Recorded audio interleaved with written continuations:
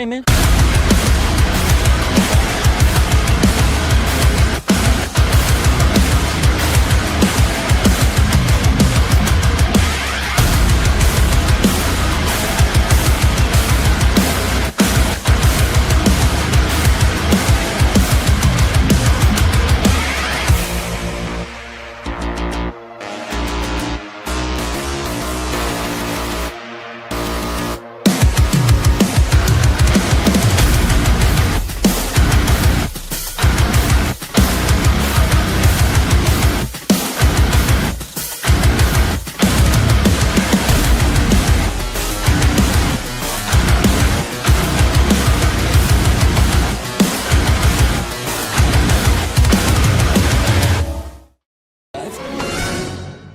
I can't even see anything. It's so small.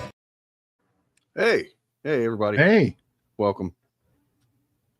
We're doing it. We're doing it live. We're going to look at some stuff. We're going to look at some San Diego Comic-Con announcements and revelations and reveals and trailers and shenanigans. And we're going to talk about the new mythology. And we're going to talk briefly. We're going to do a little mini fap here about one Ozzy Osbourne. Before we get into all that, welcome to the show, Bob of the Old Ways. thank you. Thank you for having me. It's not a traditional FAP here this weekend. We're taking it easy. You know, look, man, since the FAPcast has transitioned into covering current events, it's kind of been nonstop, man. Like, there's only so many weeks in a row where we can go like, Donald Trump's a PDF file. That's the news. I don't know. I feel like we'll have several more weeks ahead of us where we can say that. Well, let's just go ahead and say it for the record. Donald Trump's a PDF file. Yep. Absolutely. You know, and then there we go. That's the news. We're just waiting to see how that all plays out. As it stands, it looks like it might play out with you know, the most obvious corrupt pardon ever. No. She's just going to tell the truth, and it'll be only Democrats on the list, and which we will never get to see, of course. So we'll just have to take her word for it. And why would she lie? I mean, because the truth is, we got one. we got one. It's Donald Trump. It's president. Yep. All right. He's the Stay Puft Marshmallow Man of PDF files. Oh. To continue with the Ghostbusters analogy. Yeah. What? So let's see what we got here. You know what? I did have a couple of quick things we could do. You know, as a quick thing that is more in the Fapcast vein. We'll get through this real quick as I prepare for the Ozzy thing, because I don't have that pulled up here. I had it on my phone. I've just realized that. Dear MAGA, you weren't red pilled, you were roofied. What the fuck? Oh, you guys have been talking about hashtag save our children and calling everybody pedophiles and thinking there's a pedophilia ring being run out of a pizza place's basement, and the pizza place doesn't even fucking have a basement. And all this time, we've all been going. He looks like he's got some fresh ink there. Yeah. No kings. Yeah. It's fucking awesome. Hey, dude, your cult leader is Jeffrey Epstein's best friend. I love that you guys are like, finally, after 10 years of this nonsense, going, you know, I think he might have had something to do with Epstein. What gave it away, motherfucker? Was it Jeffrey Epstein saying on a recording, Donald Trump was my best friend? Or was it the 7,000 pictures of them together? What was it? I mean, are you fucking kidding me? I love that you're just now coming around to this, because everybody else on planet Earth has known for years. There's pictures of them partying for years. Donald Trump flew on his plane for years. He's all over this shit. It's completely insane. The prosecutor that let Epstein get away with a slap on the wrist when he was raping little girls later became a cabinet member for Trump. the Attorney General of Florida that was in office when all this shit was swept under the rug is now Donald Trump's Attorney General. Like, none of it's a coincidence. You're just dumb as fuck. So what I would like to propose to you is that if you were dumb as fuck about this issue, don't rule it out that you were dumb as fuck about all the other ones too. I'm hoping that a month from now you're going to go, why does this foreign policy seem to benefit no one on earth other than Russia? Because you guys all think that was a hoax too. It wasn't. The Mueller report returned 32 indictments and 19 arrests. They did say that the Russians were helping to try and get Donald Trump elected. Even Tulsi Gabbard is on a recording saying it on the Joe Rogan show. The Russians were influencing social media in favor of Donald Trump, period. During the election, Donald Trump said, hey, Russia, maybe you can find blah, blah, blah. He was like asking them to do shit for him on live television. His campaign manager during that first election was Paul Manafort. Paul Manafort, his last job right before working for Donald Trump was to work for Yanukovych in Ukraine, who got elected in Ukraine and was run out of office for being a Russian operative. All right, that's a Cliff Cash comedy. Once again, subscribe to that guy. He's not only doing, alternately dropping clips from his stand-up specials, which are pretty fucking funny, but also dropping clips like this that you just saw. And I have another one we'll look at toward the end of the stream. It's pretty good. It's actually more practical advice than that. But now that I think about it, there is a couple other things related to this I wanted to just briefly look at because, there's a YouTuber that you should all subscribe to by the name of Kamal, Kahmal.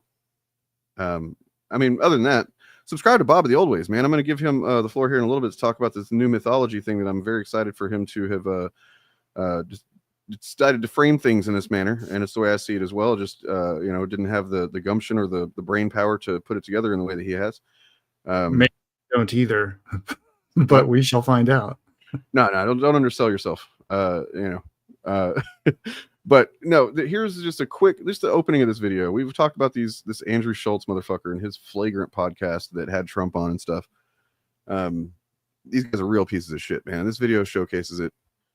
But we're not gonna watch the whole thing. Just first couple of minutes. I would recommend subscribing to Kamal. This included comedians, comics. These aren't leaders. These are puppets and clowns that usually say exactly what they know that the white man wants to hear. I'm sorry to interrupt you, but we said you're a great father up top. First thing you say is, I've got great kids. You didn't take credit. And then your entire answer, and I thought this was really cool, your entire answer is about how great your kids are. That was a very cool thing. Thank you. That's very nice. I think I like this interview. I think If you are just waking up right now, NBC News now officially projecting that Donald Trump has won the presidency. This group influenced the presidential election of 2024. Yo, listen. Don't even say influence. We decided. We were the turning point. Just know he was not up until this pod. True. After the pod, he surges 3 or 4%? Yeah, it was a wrap, dude. Never went back down after that. Images of MAGA supporters literally burning their red MAGA hats are going viral online. And all of this comes a day after Trump berated Republicans as, quote, stupid and foolish for wanting more information about the disgraced financier who died by suicide while in federal custody. You know what I'm getting a lot of? You talked to him, you platformed him as if he was at 0%. And then we talked to him and then he won the election. As if he had fucking no shot of winning. Hold on. People were like, this guy's a monster, he's not a human being. Then we humanize him. That's what he keeps saying. Since all this drama with the Epstein files, I've noticed that a few of these podcaster comedians have been speaking out against their little buddy Donald Trump. And no one's played the situation worse than this guy. Like, there'll be people that they'll DM me and be like, you see what your boy's doing? You voted for this. I'm like, I voted for none of this. He's doing the exact opposite of everything I voted for. Yeah. I want him to stop the wars. He's funding them. I want him to shrink spending, reduce the budget. He's increasing it. It's like, yeah. I mean, that's all it takes. Look, we're not even 2 minutes in, and you see what fucking flagrant pieces of shit these guys are, right? Like, and what flagrant idiots they are too, because Trump openly said he would do every single thing he's doing right now. yeah, sure. And He I mean, told these guys to their faces that he would do it. You have to have been in a coma from 2015 to 2021 to not understand what you were voting for, and then also not look back at for those few years once you woke up from said coma. It's not like we didn't have a fucking full-on preview with the previous administration of him. You know what I mean? Like it's absolutely absurd to act like, yeah. Well, I thought he was going to do the stuff he said he was going to do. Why are you such an idiot? Why were you so stupid?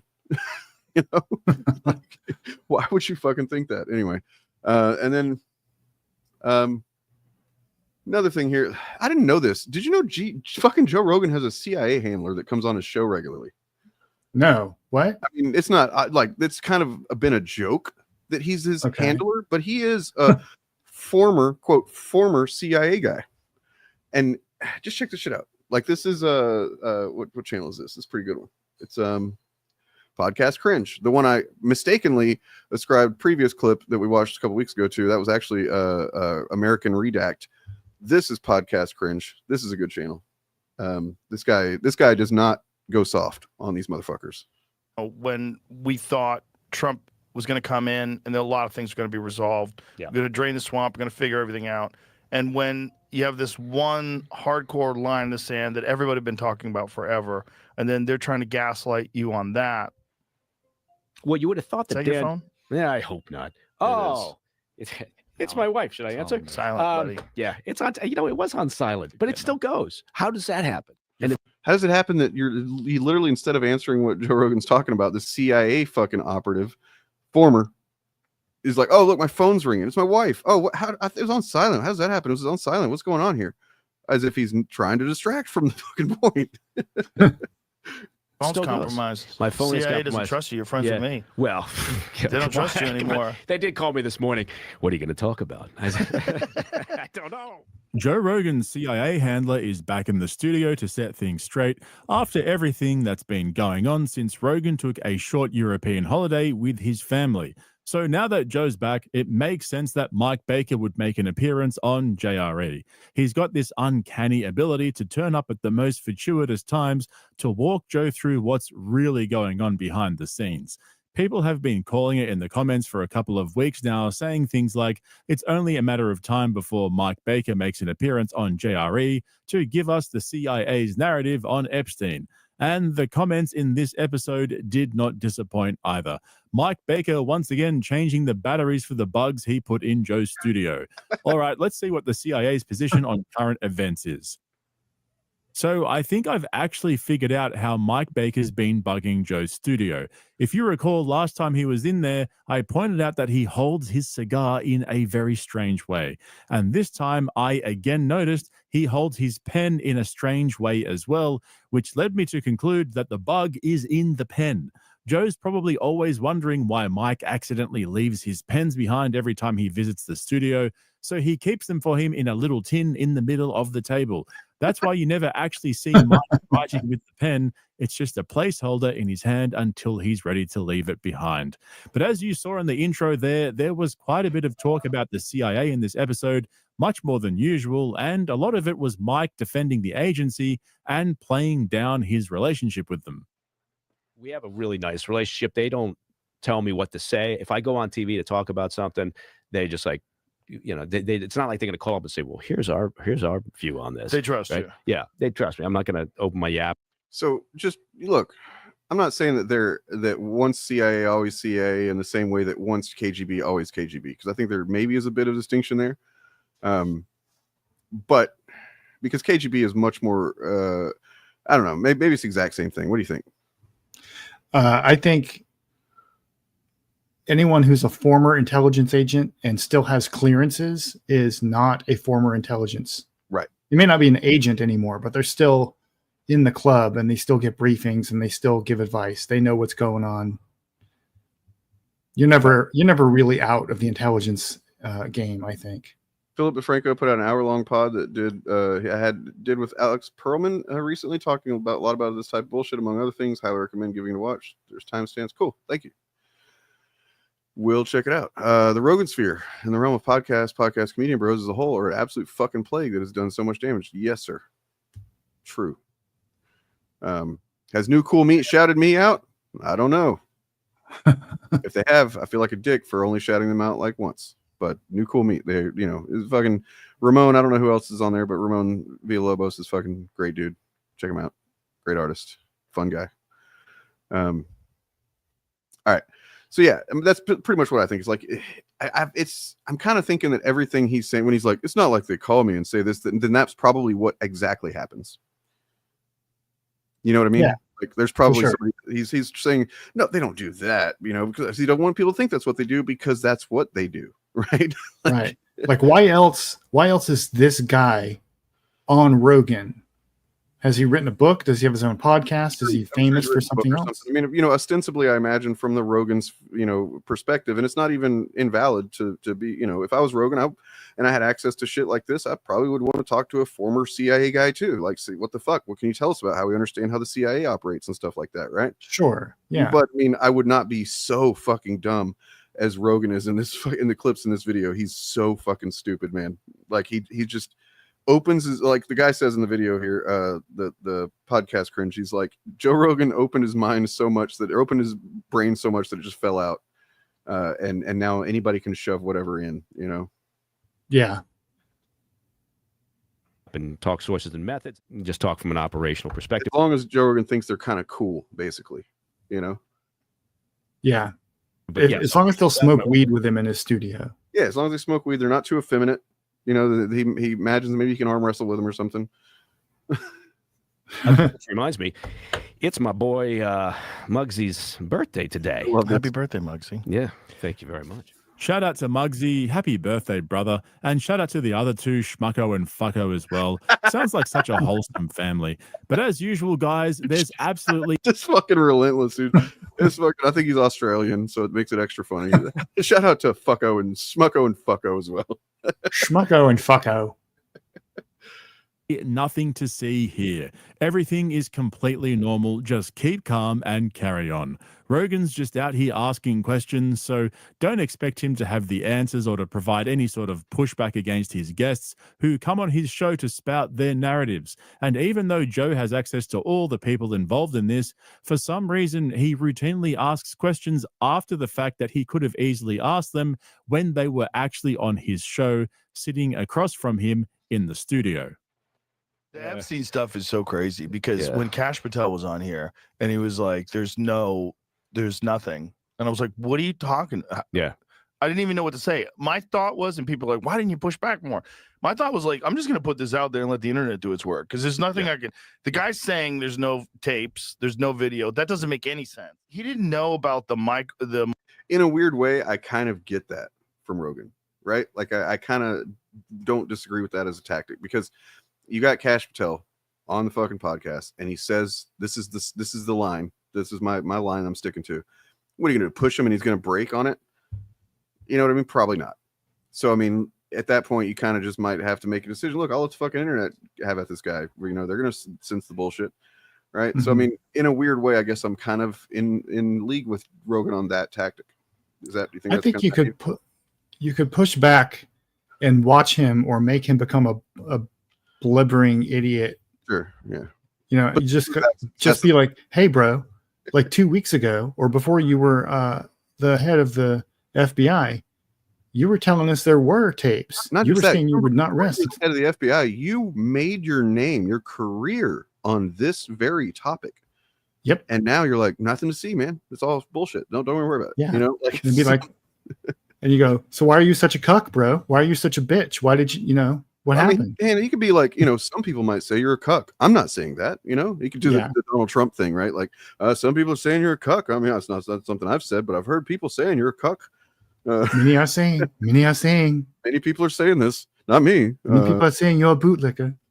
Michael Baden stuff, the autopsy stuff, where it showed that he had 3 broken bones in his neck, which never happens. He's like, well, we have a film. We're going to release that film. And the film has a minute missing from it. Yeah, 3 minutes. Like, do you think we're babies? Like, what is this? Also, yes, they think you're fucking baby brain morons. Yes, because that's what you've shown them. So for so much, like, there's just finally, by sheer fucking, I guess, I guess chance, or not even chance, but like it was bound to happen eventually, right? Like you have so many bullshit narratives up in the air for so long, eventually they were going to come across one that they weren't quite stupid enough to completely fucking just buy the narrative on. You know what I mean? Like, yeah. But up until now, yeah, these people have shown them that they are fucking baby brains. They're fucking baby brain morons who just like, I'll take that narrative, I'll suck it down, Daddy Trump. Yeah, people including Dan Bongino, right, making bank for a couple of years talking about how awful it is, and we got to get this. And this is a huge conspiracy, and then you release a 2-page memo that says, yeah, there's nothing to see here. Yeah, because you're walking by your bedroom window and you see a little laser, red laser moving across your chest. But how does Pam Bondi say we have thousands of hours, and then Kash Patel says we don't have anything, and then Tim Dillon said he has lunch with JD Vance, and JD. This is where I really fucking salute podcast cringe. And I don't know, man, maybe he'd be willing to do a show with us at some point. I'd kind of love to talk to the guy. He's got way more subs than us, but like, I kind of fucking admire his cutting through the bullshit and analyzing what's probably really being said here in just a minute. Vance says that 10,000 hours is commercial pornography. Right.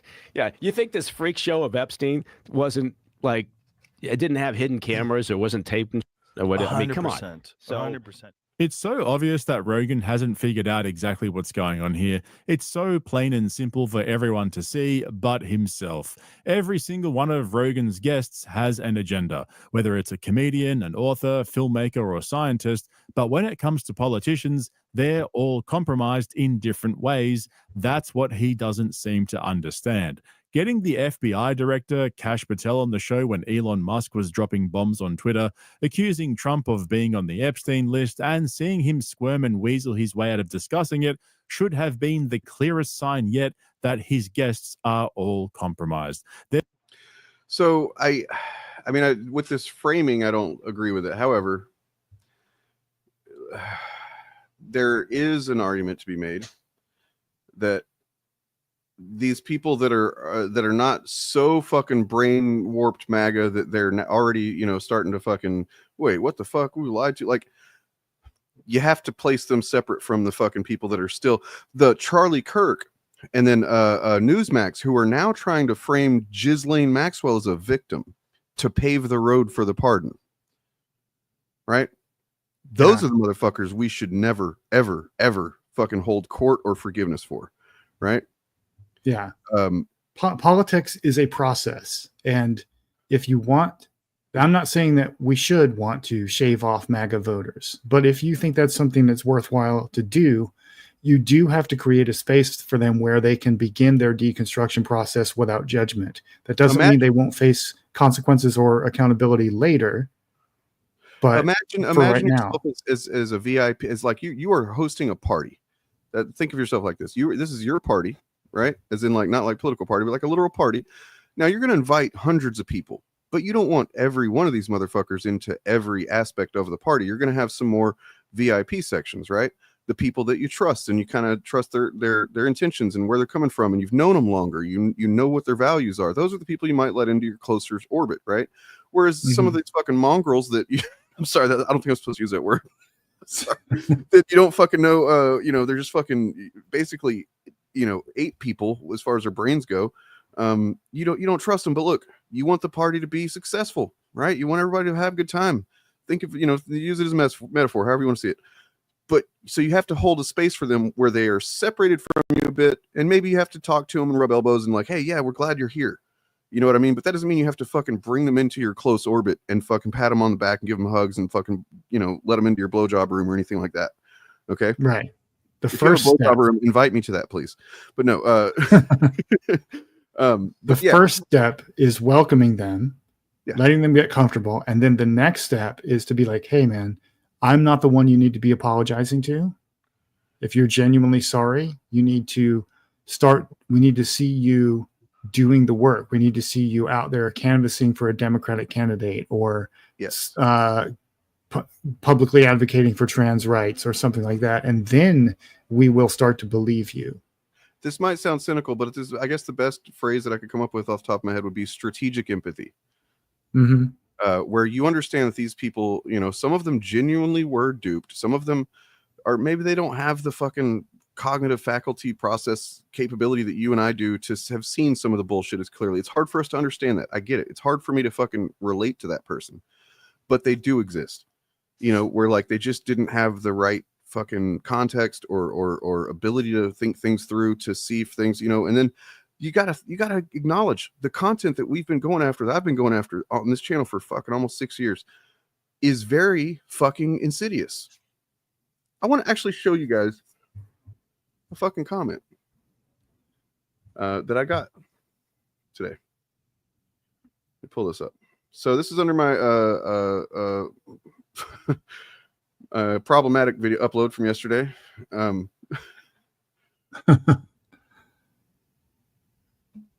this is exactly the kind of thing, like, I'm very glad to get this kind of comment, and I'm, you know, and I welcome this kind of person, even if they're not a lefty. I welcome them to hang around and like get this off screen. I'm not a lefty, and I can't stand Gary and his mob. I actually had to unfollow him, Geeks and Gamers, and all his friends on YouTube. I can't stand any more negativity. It's all too much. All right. Yeah. This is somebody who at one point felt like they were speaking to something that they could understand and that they were relating to, and maybe that was valid at some point. I don't know. But obviously they've gone too far. Obviously they are fucking way off in the grift, and it's become nakedly transparently naked to everybody, to most people that aren't just like brain rotten at this point. Yeah. And a lot of the people who are breaking with MAGA right now are people who are sincere in their desire to do something about child sexual exploitation, because that is one of the largest criminal enterprises in the world. And they got duped by a movement that is a child exploitation protection racket all the way down. Yeah, Screwface, let me hate to burst your bubble, man, and hopefully I don't lose anybody's respect for this, but like, I didn't fully change myself from being kind of a shitty guy in my youth until I started seeing real fucking consequences to me. I had I had fucked people over that considered me a friend, that I considered a friend. I had been, you know, I'm not going to go into all of it because it really isn't relevant, but I mean, I will just say that I would not want to be around who I was now. If I knew that person, I would fucking reject me outright. Like, this motherfucker is not somebody I want to be around, right? Right. Took some pretty harsh consequences of my own doing, but, you know, that actually hurt me and potentially people, you know, like people, my family and shit, before I was like, fuck, there really are fucking severe consequences to being a short-sighted, selfish, you know, and look, I'm not using this as an excuse, but I do believe that trauma keeps people from empathizing. I firmly believe that, because I didn't, you know, I've always been I've been a compassionate person. I've never been like somebody who like enjoyed seeing my enemies fucking, you know, I'm not a sadist, despite what one guy thinks. But I did not, I was not able to apply empathy to others before I took care of myself. I was a self, you know, my interests first. Sometimes somebody's going to get fucked over because of my interests. You know, and now I can't imagine making a selfish decision that I know is going to fucking harm somebody directly or whatever. And like, I would fucking not sleep. I would really fucking throw up and shit like I used to have when I first started going through trauma therapy and like really accounting for my past. I was sick a lot, like physically sick, when I would think about shit that I'd done. You know what I mean? So like, trauma is something we all share. I think, you know, Hunter Biden said this in his interview with Andrew Callahan. I was like, holy shit, me and Hunter Biden have the same fucking philosophy. He used pain instead of trauma, but he said, you know what unites every single person on the planet? Not love, because a lot of people go through life without having any love or experiencing love. It's pain. And fuck, man, I was like, holy shit, Hunter Biden, whoa. You know, so, if we want to build any kind of coalition, I'm not saying you need to fucking sleep with these people, give them kisses and smooches and take them out to dinner, fucking call them friends or anything like that, but we have to hold some kind of space, arm's length space or more for sure. But you know, if we want to turn the world around, man, at a certain point, we cannot keep dividing ourselves among, you know, voting lines. Yeah. never. Were fucking legitimately snowed, and some people were too traumatized. Generational trauma. That's what a lot of like poor people in fucking in the red states that their families have been in fucking poverty for generations. They've never known anything else. That is traumatic as fuck, dude. And they don't have the educational system or anything to fucking. So yeah, they become hardened. They become selfish. They become insular. They become tribal. Right? It's fucked up. It makes them technically our ideological enemy, but it doesn't make them human enemies, in my opinion. What the people that are beyond are anybody from this point on that's like, nah, Ghislaine Maxwell's a fucking victim too. She was a victim. She was a fucking sex trafficker of children. That's what she's in prison for. There's mountains of evidence of it. There's no fucking getting around that. So anybody that's trying to take that line, yeah, fuck them. They are the old yellers at this point. All right. If you know what I'm saying. Yeah. And there's another layer to this as well. Like, we're not saying, or at least I'm not saying, that anyone from a marginalized community who has been harmed by MAGA should be stepping up to welcome them. No, we're welcoming. There should be a place at the fringes of the progressive movement where MAGA defectors only ever interact with white, cisgendered, straight men. That is the role of privileged people like Bob and myself. Right. Right. And anybody who feels like you don't have to be white, but if you feel like you can do it, even if you have been harmed, if you've been, feel like you can do it responsibly and safely, sure, do it. But like, nobody's asking everybody to do this. And if it's also a practical matter, the left is not big enough by itself to defeat fascism. If you want to defeat fascism, you have to accept people who used to be fascists and don't want to be anymore, with conditions, not unconditionally. But you have to be prepared to make a coalition with people who used to be in the intelligence services, people who used to be cops, people who used to be the military, etc., or you are just not going to win. It's just that simple. And that doesn't mean they get to set the agenda or anything like that, but you make it clear to them that we're accepting you on our terms. If you don't want to accept our policies and our program, you can move along, but you can join us, but you will not be the leader of the movement ever.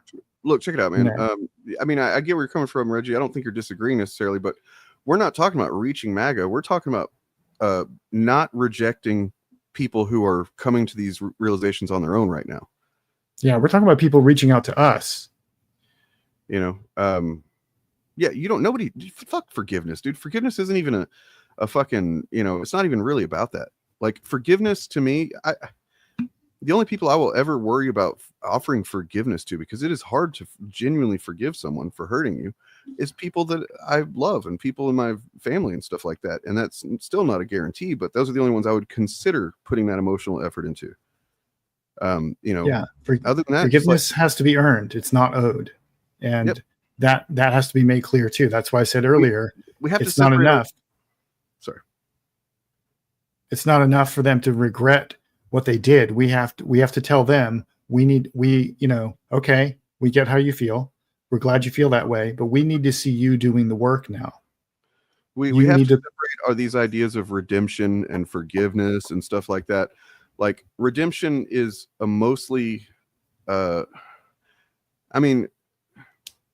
I redeemed? I would probably consider myself mostly that, if I really thought, but it's not something I think about. I think it's a mostly pointless concept, unless you're talking about literal fucking fiction narratives, right? Because if I stop and said, I've redeemed myself for the shit I've done in the past, I think I've done more good than harm now. I think I've overbalanced, in the positive direction. That would give me an excuse to stop. And that's not my metric. That's not what I'm, I will never feel like I should stop trying to put positivity and use my negative experiences for the benefit of others. I will, and as long as I can speak and I have a platform and somebody will listen, I will never stop. So, and it's not about like, because I got red in my ledger or something. I just watched the Avengers with my son the other day. It's not about that. It's not about wiping that out or whatever. The people I killed, I'll never be able to. No, sorry. No, but it's forgiveness, redemption, all that shit. It's like, that's a personal concept that if you want to weigh that on your own, you do that, you know, you can use it for yourself. But like, we're talking about political practicality and action here. And if you can't look past those concepts, that's okay. If you can't look past like, you want to be able to forgive someone before you trust them, dude, Reggie, you're black, dude. I can't fucking tell you not to do that. I can't tell you. I would not presume to tell you, because I don't know what the pain that you have suffered. I can imagine, but that's all I can do. Would not presume to tell anybody who has legitimately been targeted and victimized. I mean, you know, more recently, I guess Elon and shit talking about you, and then fucking RFK Jr. going after autistic people. Now it starts to get a little bit more into fucking personal territory. But like, you know, and I'll never forgive those motherfuckers. But, you know, I never want to. There's no reason to. You know, these are people who should know better. That's the thing. These are people who have the access to resources, and in many cases, they know exactly what they're doing, versus, you know, uneducated, undereducated, you know, generationally traumatized fucking, you know, idiots, to be honest, who in many cases, it's not their fault that they're generationally traumatized idiots. That's just the way, the unfortunate tragedy of capitalism. And if you understand that capitalism is at the root of all this, you can't, or you shouldn't, look to blame individuals 100% of the time. You need to be able to distinguish who's making choices that they should have known better and should have made a different choice, and who maybe was not set up to make better choices. Right? Right. That's what I see. You have to understand that free will happens within the context of systems that constrain your choices and knowledge. Like, a lot of these people grew up their entire lives never being exposed to anything except like Christian nationalism or Fox News. Like when I go back to visit my family in Florida, every single building I walk into has at least one large screen TV that's playing One America News Network or Fox News. Oof. Or one of those other networks. And that is all they play 24/7. Every single space you step into is nothing but that. It is relentless propaganda. And you cannot expect poor people with no access to a reliable public education system to know better until they are confronted by the deficiencies of their own belief system. I get what you're saying here, McLeod, but at the same time, the last part, just to own the libs or whatever, like, that was the meme that a lot of them adopted for sure. And it's definitely malicious. It's spiteful. It's fucking immature. But once again, we're going back to underdeveloped, not just intelligence, but emotional intelligence. And whenever you've been fed propaganda that is designed to program you to think those liberals are going to take things from you that you appreciate and take for granted and you think are good and fine and stuff. And you know how much of it is often just flat out lies or manipulations of truth, right? You know that if they can't process the fact that asking them to be more respectful of others actually doesn't take anything from them, and in fact makes the world a better place for everyone, they can't comprehend that. So they literally can't see it as anything other than a binary, as a give and take, and that's it, right? They can't comprehend it. And at that point, empathy should kick in to a degree, or at least consider one, you know, case by case basis. Absolutely. But like, you know, they're not wrong that liberalism failed them. True. I mean, that especially since the 1990s, when so-called liberals started just being Republicans. And remember when our calling themselves Democrats. President Bill Clinton, who was just a conservative who fucking was cool with abortion. Yeah.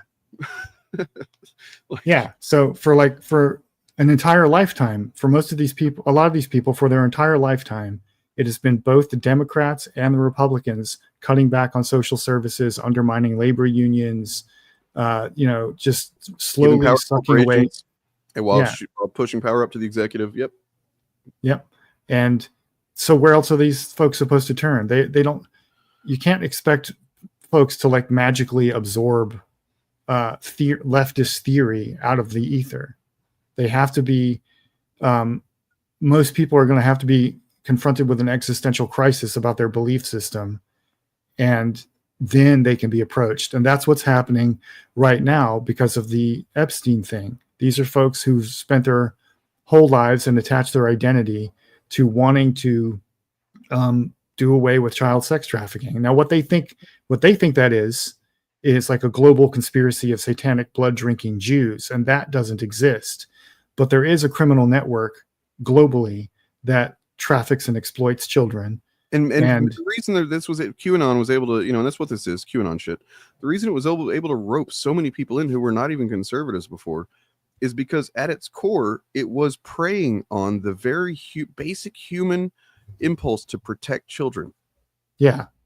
And it just took that and, painted over it with all these narratives and all these fucking conspiracies and said, no, well, here's the people that are doing it and stuff. And like, it's not only insidious because it's lying to people, but it's pointing it towards their political enemies, but it's also covering for, as you said, the people that are actually doing it. Then they put out movies like Sound of Freedom, where the fucking guy was lying about a lot of his shit. He was actually creating conditions in South America, forced children to be sex trafficked by going around asking for children. You know what I mean? And then in areas where there were no known sex trafficking operations, then they sprung up because people were asking for it. Right? And then, then come to find out he was actually fucking sexually assaulting and abusing women in his private life too. And it's like, it's fucking frustrating. And hey, God damn it, John Kerry lost because he threw away his fucking medals that time. And, he was a fucking Vietnam hero and we won Vietnam, God damn it. No. John Kerry lost because he had no charisma. Sorry. Right. Absolutely. I mean, I would say almost every time. I mean, it's like the more you point to, hey, look over there, there's this thing that's not happening, then everybody's looking at that, and that allows the fucking opportunists, and that's absolutely what sexual predators are, to fucking, oh, look, they're looking over there. Now I can fucking grape these kiddos. Right. And so a lot of these folks are now realizing that is what MAGA has always been. Always. It's been a protection racket for child sexual abusers. And yeah. Let's get on. I really wanted to get to this quick analysis before we move on, because this guy does a great job here, and I kind of do want to interview Podcast Cringe just to see what made him. Was he a fan of all this stuff, and then he started seeing the bullshit, because this is basically what he covers. So I feel like he would have had to have had an interest in it, a personal interest, before it started turning for him. You know what I mean? I don't know. There's so much to unpack here, so I'm going to go through it step by step. I'm even going to give you a hot take on what I think's really going on with Trump and the Epstein list, which I don't usually do, but you know what? Fuck it. I'm already balls deep in this shit as it is. And so when it comes to compromised guests, it's never been more obvious that Mike Baker is still a company man. People joke that he's Rogan's CIA handler, but after watching this episode, it's never been clearer to me that he really is. Just listen to the way he fumbles his way through this answer. And that may sound crazy to somebody too, but like, think about the influence Joe Rogan has. It makes all the sense in the world that the CIA would want to fucking put a finger on that scale. Right. You know what I mean? And since it's technically illegal for active CIA agents to work within the boundaries of the United States, you need a retired one to do it. Well, that's a really gray area there. I don't know if the CIA would operate in a gray area, Bob. It's not a gray area. He's clearly retired. It's totally legal. What are you talking about? The real reason he turned up to Joe's studio that day. I mean, yeah, it is not a coincidence that like Joe Rogan was off on vacation during maybe it was a coincidence that he was off during the Epstein stuff. Maybe not. But then he comes back, and I think his first guest is this guy, right? Like, come on, come the fuck on. What do you think, from your perspective, what do you think that was all about? Who do you think was involved in that? Do you think it was the Mossad? Do you think it was some rogue intelligence agency in America? Was it a coordinated effort? You know what? I know this. There's a lot of talk about. Did he have some sort of intel connection? Right. Right. That from my perspective, it's complete speculation. But I will say, like, from an operational perspective, if you see a guy like this who's super connected and all the way back to 2008 was like his first trial, right? So he's had a long history of these problems. If I'm Chinese intel, right, and I just read the goddamn entertainment news. And, there's these rumors and allegations of, high-level people flying off to his island. I'm going to think that's interesting. So if I can get somebody, right, inside that operation, whether it's Ghislaine Maxwell, or whether it's Epstein himself, whether it's somebody who's just on the outskirts of it, maybe I'll start picking up some pretty interesting leverageable information on people that maybe I want to influence. If that doesn't convince you this guy still reports to Langley, then I've got a bridge to sell you. See the way he gave the most basic answer possible, but slipped China into the fray? He gave the most high-level basic explanation of what everybody already knows, but made sure to use China as an example and not the CIA or Mossad. This next bit, though, was kind of disturbing. I don't get why nobody's pulled Joe aside and explained to him that when he says things like this, it's really not a good look and makes it real hard. Yeah, this next part is the last part we'll watch, but you got to see, because this is Joe Rogan has done this for fucking repeatedly, and it's upsetting, and it's starting to get kind of weird. Hey, let's try not to insult certain people who might actually be your fellow audience members here. Yeah, as a middle-aged Gen Xer who never emotionally matured and out of his tough guy phase and bathes in Axe body spray, I take offense to this description. Sean, you gonna be okay, man? You all right? Bro hug, dude. Bro hug. Hard to defend. And it's so funny to me that it's always comes down to like carnal needs. When you get to like this Bill Gates level and Bill Clinton level, you can't just go pick up gals at the bar. Yeah. You know what I mean? You're already seeing what's what? They're still talking about Epstein, right? Yeah. And this is tough. Yeah. So if you're a super famous super freak, and you like chasing skirts, but you can't do it. Like, what do you do? Well, you do what he did, right? Which is you get somebody to procure for you, which apparently was primarily Maxwell's job. She was clearly operating as his pimp, or whatever the female version of a pimp is. Curator. Curator. Yeah, it's a curator. Yeah. No. The word isn't curator. The word you guys are looking for is trafficker. You know how Ghislaine Maxwell is currently serving 20 years for trafficking? She's not in prison for curating. That's what fucking museums do. And Rogan said all of this stuff before about how a lot of these guys were super high profile. They couldn't just go in public, so they needed someone to traffic teenage girls for them. Bro, what are you even saying? We're not talking about blind dates here or a double date with a friend. We're talking about serious crimes here. These guys really need to quit downplaying the severity of the Epstein situation. As usual, though, things only get worse.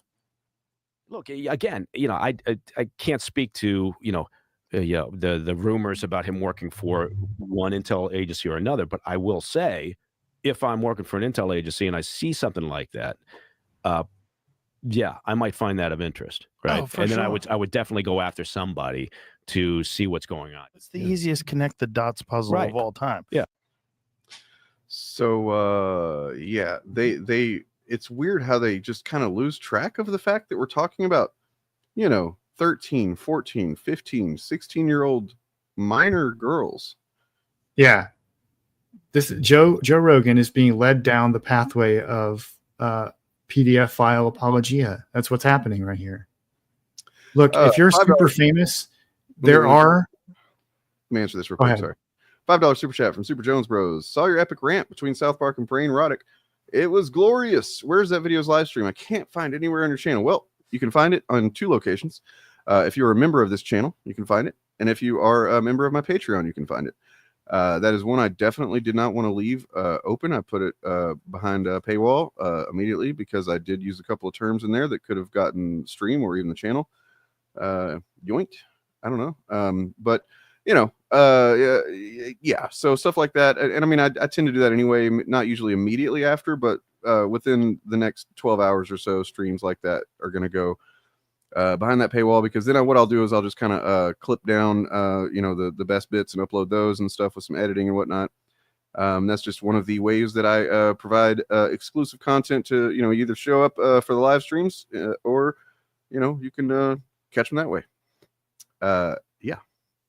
Yeah. Thank you for your super chat.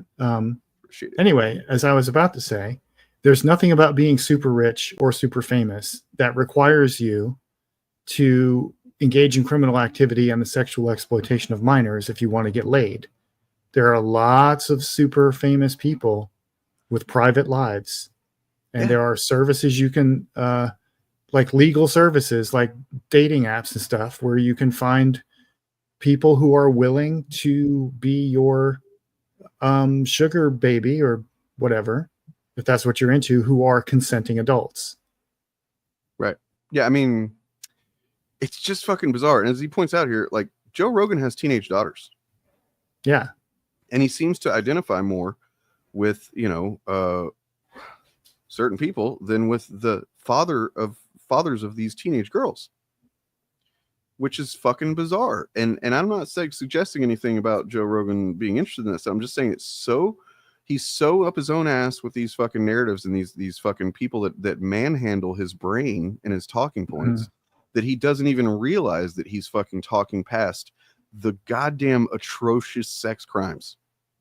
Right. He's conflating them with just like dating, just on the dating scene or whatever. Like he's being groomed right before our eyes. Yeah. Yeah. Joe is an addict to conspiracy theories. Absolutely. Hey man. Hey, don't start jumping to conclusions. We haven't even heard from the guy. All right. Jesus Christ, Mark, I expect better. I just want to wait like until he speaks for himself. Okay. I just want to like say before we move on, we have to remember what's really important here, which is the victims. Yes. Right. They deserve justice. And Joe, what are are you concerned about that at all? No, not at all. And what are the Epstein files? We have there's this narrative floating around that the Epstein files is a list of people, like a list of names. No, that's not what it is.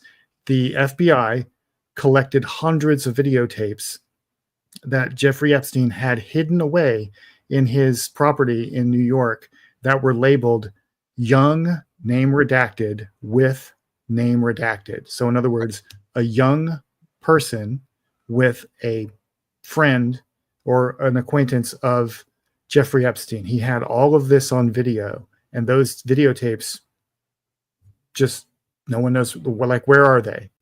That's what the Epstein files are. There's also victim statements, court records, transcripts, testimonies. Not that these things ever went to court, but like there is, testimony that has been given. There's all sorts of evidence that just paint a very clear picture. The reason why. Transaction evidence. Thank you, Liz, for writing. It's Joe wrote, you're right. He's being groomed right before our eyes to help massage. It's a bad word to use in this context, but like massage the narrative to where people aren't thinking about the literal child victims, multiple, maybe hundreds, maybe, I don't know. It's probably at least hundreds, I'd say. It was hundreds. The FBI collected hundreds of videotapes. 3,500 wire transfers a year. Yeah. And that was just to one account, one bank account, through Jeffrey Epstein's bank account. It was over $1 billion moved through his account. And no one's looked into that. Like, there's a Senator, Ron Wyden, who's been investigating this for like, I think 4 years. Wyden's the shit. And he's been begging the Justice Department to look into this, and they won't do it. I mean, yeah. I mean, even if, let's say that, there's other transactions he could have been making and maybe they all got lumped together. Even if one a day, it's still way too many, man. One is too many. Yeah. One period is too many. Yeah. And this is where it's important when people are coming from the MAGA movement who are having their come to Jesus moment, if you will, about this.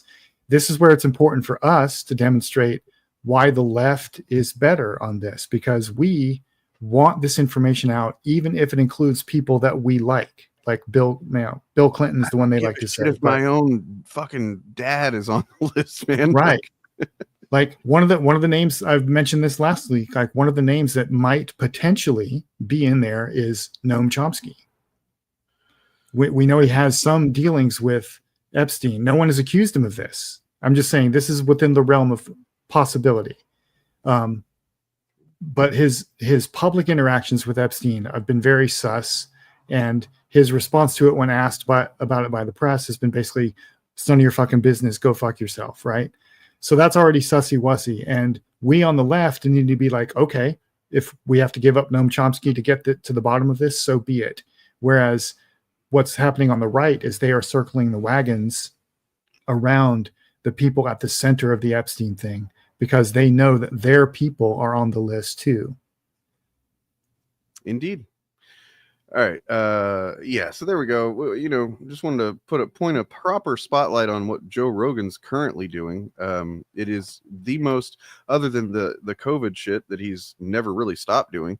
It is the most destructive and, evil fucking thing that he's doing, whether he's doing it knowingly or he's just being fucking handled by this fucking handler and whoever else. Maybe he's just being handled by his access and afraid to lose it. It is functionally evil what he's doing. Yeah. So let's move on to something evil, but in the fun way. Ozzy Osbourne. All right. Okay. I'm not going to show what I'm reading from because I want to reveal what the outlet is at the end of reading this. But this is from Sunday, July 27th, today. Ozzy Osbourne is dead, and some Christians may believe that the devil ushered him straight to the gates of hell. Few pop culture icons were as important or as controversial as Osbourne. The British-born rocker became the avatar of American culture wars more than half a century ago by attempting to showcase the hypocrisy of modern religion. Osbourne launched his career in the late 1960s. Sensitive to cultural currents, he recognized what was happening not just in music, but also in religion and politics. He used it to build on the image of rock as subversive and countercultural.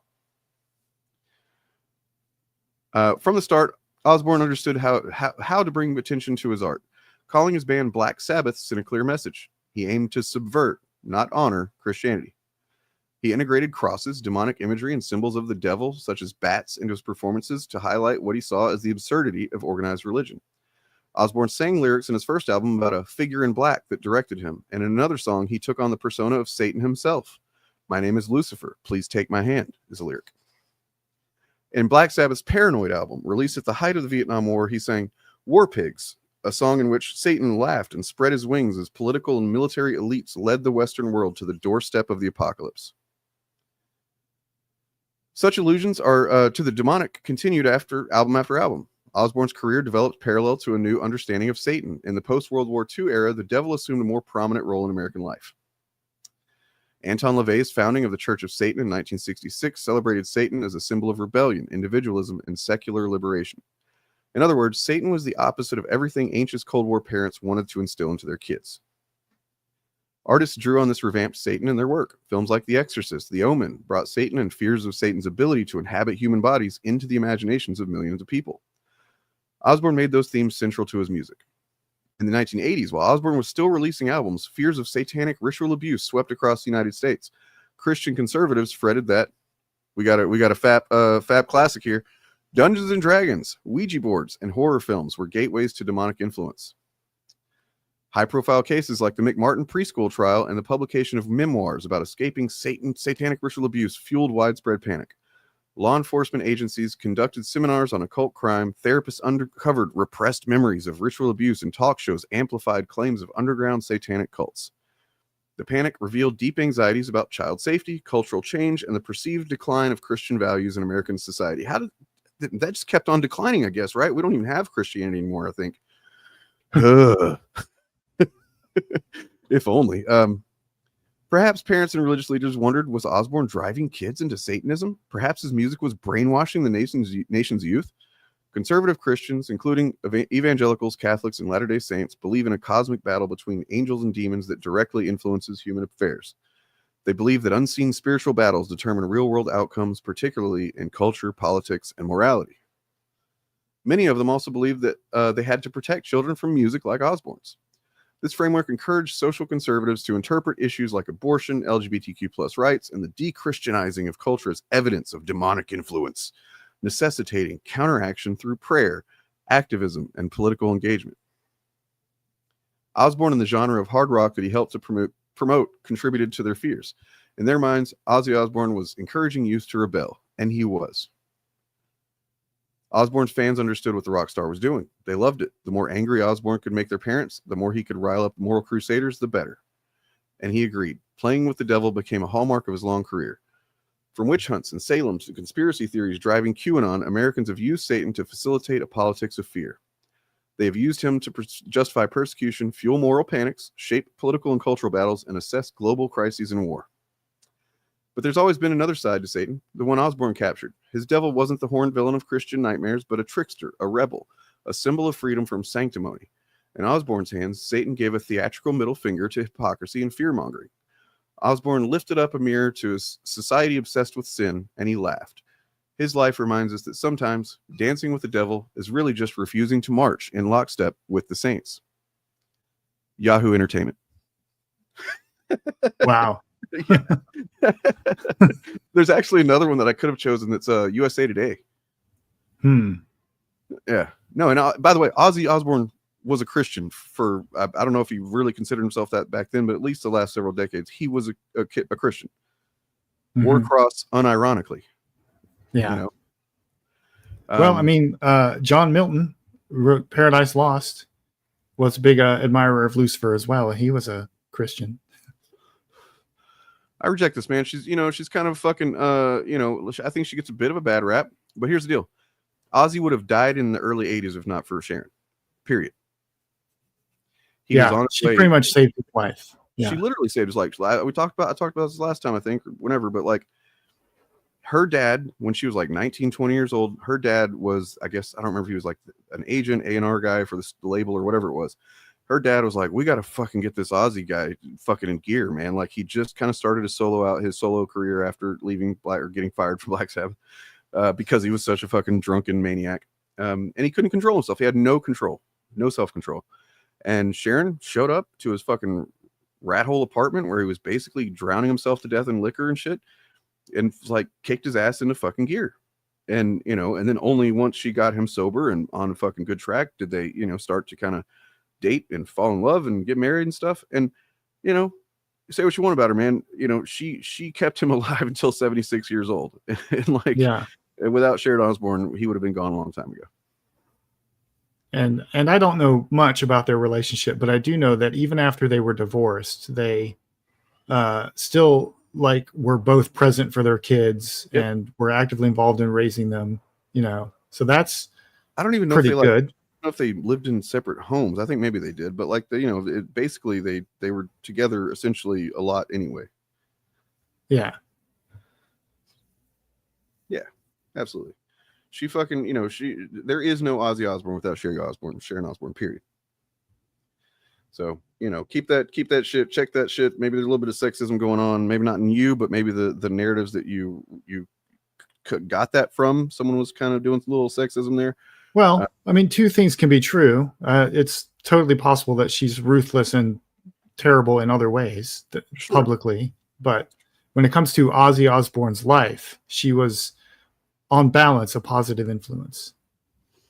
This reminds me that I found a documentary series that's on Prime on the Bezos platform that I think is one aspect of this current fascism that obviously Christian theocracy has been there pushing for quite a while, but in the same way that I didn't see the depths or the degree to which fascism was pushing into mainstream stand-up comedy, because I was so focused on comics and movies and shit.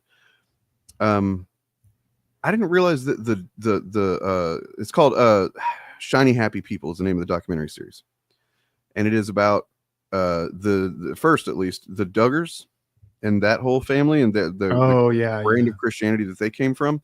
And I didn't realize that the Duggars had such a huge influence on American culture like it did. Yeah. Where it had people like young teenage girls who weren't really Christians or didn't really go to church suddenly like, I'm saving myself for marriage and stuff like that. And then of course to come find out, well, we're right back on this topic again, Bob. How does this keep happening? Holy shit. There was a bunch of sexual abuse going on in there. What? Conservative men being sexual abusers of children? Fucking keep having to come back to this goddamn topic, please, you fucking monsters. All fucking hang yourselves, please. Sorry. At this point, if I see a man who is conservative, I assume he's a PDF file. I mean, it's getting to where, like, maybe not assume for safety, maybe not like convinced that he is, but just like be cautious that that's a likely possibility. Yeah, don't let your fucking kids around him, kind of thing. You know, I would definitely, absolutely, if I saw, I don't know, some fucking metalhead or something like that. I mean, I've known enough of them to know how harmless generally most of them are anyway, but like, you know, somebody that the right wants to present as or just a Muslim, or definitely just a queer person, right? Like, I would absolutely trust my kid with them over just some conservative guy. Yeah. It is like that. I don't have kids of my own that I know of, but I do have a nephew, and when he was younger, I would have definitely trusted him with my gay cousin and his husband more than the rest of my evangelical relatives. So yeah, it's not Josh was the high profile one, but there was systematic. It's just systematic actually. Yeah, because the Duggars were part of a cult. The cult that they come from was incredibly influential. The same one that Amy Coney Barrett's from? No, she's from a Catholic. She's from a Catholic cult. They're very similar, I'm sure, in their dogmas and stuff, but yeah, like have a bunch of kids to like their specific directive, though. I didn't know this at all with the Duggars and the church that they came out of. Their specific directive was have a bunch of children because God said to be fruitful and multiply, because this is a ministry, and the more children we have, the more we can influence culture to become Christian. And the brand of Christianity that they pushed, unspokenly, I guess, unless you get into certain levels of it, was about abusing children.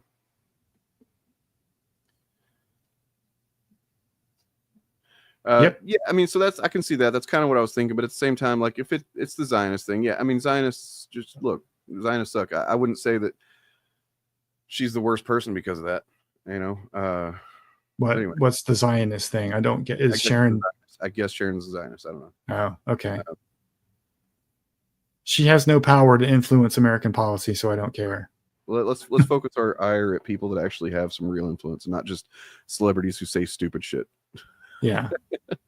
All right. So that was I just wanted to do a little mini fap on Ozzy and just kind of, this is the best article I found that kind of just did a quick rundown of his influence and how he was kind of playing with the moral panic before in the early moral panic of the 60s and stuff, 70s, and then definitely in the 80s. We need to go back and look. I don't think we ever covered the McMartin preschool trial, which is a fucking whew. This is a trial that went on for several years in California and did not convict anyone of anything. However, it did result in the suicide of a preschool teacher who was just a hippie guy that is exactly the kind of person they painted as a Satanist back then. And he was accused of, ritual sex abuse, satanic sex. And yeah, we really didn't get too much into the Michelle Remembers book, I think, when me and Morgan covered it a couple of years ago, but that is the beginning of all of it. It's Michelle Remembers book by this woman named Michelle Smith in 1980, who her and her therapist co-wrote a book called Michelle Remembers, where she was having repressed memories revealed to her by her therapist about this, people in cloaks and horns and satanic imagery, and they're doing stuff to her and stuff like that. Meanwhile, repressed memories are not a real thing, not in the way that they were presented in any way. Like, it is not something that you just like have memories that you have no memory of, and then suddenly, like, basically that's almost a sure sign that somebody's trying to manipulate you. Yeah. Nonetheless, we should get into that at some point. But now let's move on to something fun. I don't think we're gonna run into any PDF files here. I don't think so, unless we maybe talk about Tron Ares. But we just won't talk about Tron Ares, okay? Fingers crossed. Fingers crossed. San Diego Comic-Con is wrapping up, I believe. And a lot of cool stuff was revealed, guys. We are legitimately turning the corner here on the mood. So first of all, the Fantastic Four first steps. It is Marvel's best domestic opening weekend this year. Congratulations. Yeah. I saw it yesterday. It is wonderful. It's a fantastic movie. Nobody can avoid it. Whether it was Superman or Fantastic Four, everybody that talks about it, they're like, I have to say, I can't not say it, Yeah. It's fantastic. one thing I'm I'm Peacemaker fucking excited about is Peacemaker season 2.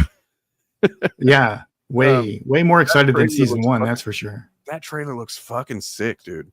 Like, have you guys seen that? I don't know have. if we should watch it because I think that they might get onto us about that and shut this shit down. But it looks fantastic. Looks super. It looks peacemaking. At least I will be at peace while watching it, I think. And